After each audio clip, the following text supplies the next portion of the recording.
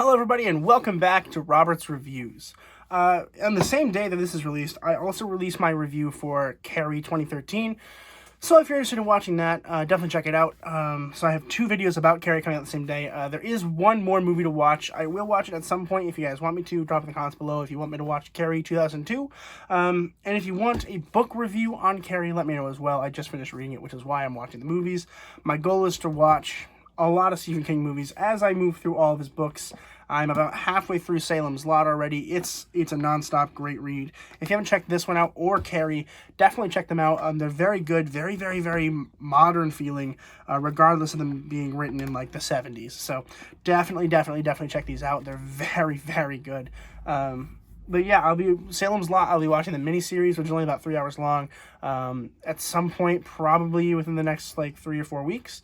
So definitely check that out. So subscribe if you don't want to miss that. Definitely subscribe because subscribing is like really cool. I've heard the cool kids do it. So if you want to subscribe, I mean, that'd be pretty cool. Without further ado, let's talk about Carrie 1976.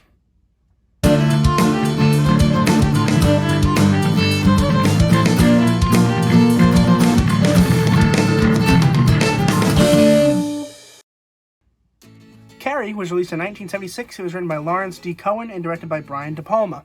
And just a quick note that the writers are the same for this one and the 2013 Carrie. They're both written by Lawrence D. Cohen, although Carrie had an additional writer.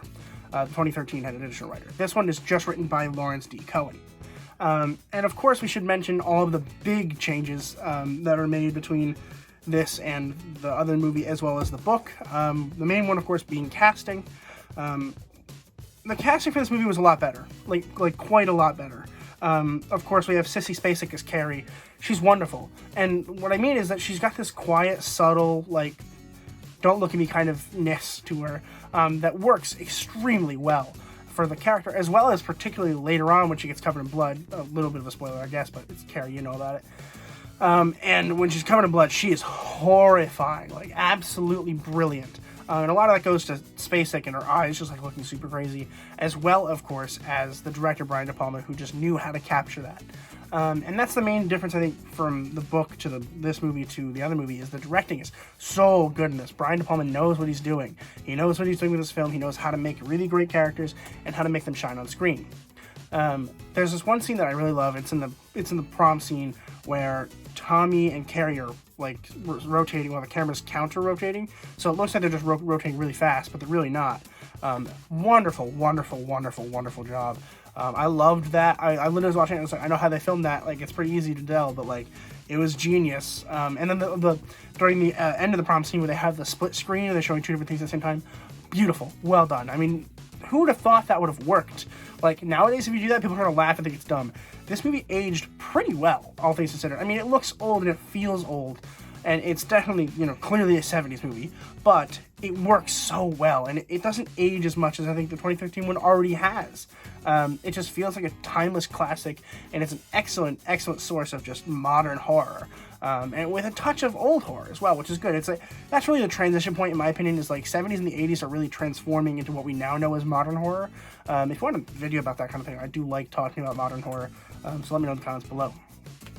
I do like that we had John Travolta here as Billy Nolan. That's the second character I'm going to talk about. Billy was not really that big of a deal in the 2013 movie, like almost at all. But, of course, in this one, he also isn't, but he had more of a presence, because I think John Travolta was really good here. I'm not a huge Travolta fan, I'm not. But I think he was very solid here. I think he had this demanding presence on screen. Whenever he was on screen, you're watching Travolta, and it was really, really interesting to see that balance between, like, it's the actor that really makes the character shine. And this was Travolta's first film, in case you didn't know that. This was the first time that he had appeared in a film, which is incredible to me. He did very, very well. I was very happy with the character and all the characters. The guy who played Tommy, I don't know his name, but like also pretty well done. I feel like anybody can play Tommy, which is kind of the problem.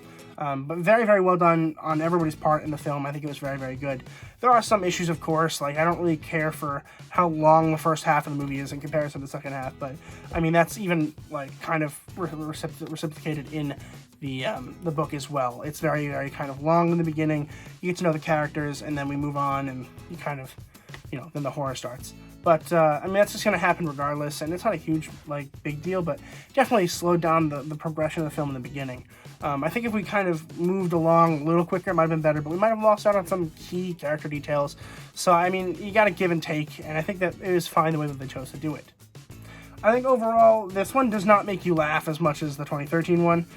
This one's definitely scarier, and it feels more horrifying. Like, this one will last with you if you watch this one, which is available on Showtime. At least it was when I watched it. So if you're interested in watching it, it's on Showtime. This one's going to last a lot longer than the 2013 version. But if you haven't seen it or read the book, definitely consider doing so. It's a quick read. It's only 200 pages. It took me a few days. I definitely recommend doing that if you haven't. But I'm going to go ahead and give Carrie 1976 an A-. Very solid film. If you haven't seen it, again, it's on Showtime. Check it out. Let me know if you guys want me to do more of these. I do plan to do more of them, but if you want me to do more of them quicker, I will try. I am about halfway through Salem's Lot, so I'm going to be watching the miniseries / movie, I guess it is now. They kind of compiled it into a movie. It's like 3 hours long. So I will be watching that once I finish the book. The book is absolutely phenomenal so far. I'm enjoying this book so much already. I mean, I can't even like tell you how much I'm enjoying it. It's so cool. It's just like this weird romance horror novel, mystery thriller. I mean, it's got everything. Everything's in here. It is such a remarkable piece of literature. I'm really enjoying so far. So if you're interested in checking this one out, I got it on Amazon for like, I think this one was like $12. So definitely check that out. And Carrie as well, also a very good read. I got this from my grandmother, but you probably get it online for super cheap because it's a small book. And after this, I'm going to read The Person Being Wallflower again because I do it every year before school starts, and then I'm going to pick up The Shining and get going. So if you're interested in seeing any of my reviews on any of the books as well, definitely comment below. I don't plan on making any, but if you want me to, I absolutely can. I can talk about books for hours. So definitely do that if you want me to talk about it. But thank you guys so much for coming and watching the video. I appreciate it so much. Definitely subscribe if you're interested in any of this. And as always, keep watching movies and television, stay educated, and I'll see you guys in the next video.